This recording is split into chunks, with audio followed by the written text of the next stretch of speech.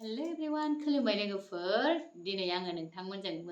मोजां माखासे मैगंफोर शेयार खालामनो सानदों माने आङो गामियाव थांदोंमोन नालाय बिनिफ्राय आं गामिनिफ्राय मा लाबोदों नोंथांमोननो एसे देखायनि थ' एक नाम्बारावनो आं देखायगोन नै लोगोफोर नै मा मैगं नोंथांमोना सिनायदोंना बे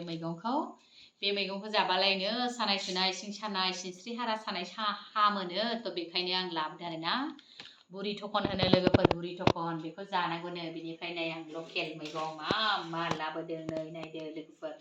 न'निनो गायनाय सबाय बिमाफोर नै बहल मैगं आब'मोनहानिनो लकेल थाइबें लकेल हालदि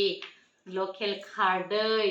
दाउ फेन्दा एलांसिफोर नै बैग्रिबो लाबोदों लकेल ना गोरानबो लाबोदों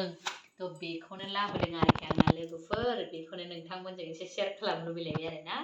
दा आं हानोबो रेडि लाबाय नै हानोसैयानो माखासेखौ नै बे मैगंखौनो दिनैहाय बिराद गोथाव संजानोसै आरोना लोगोफोर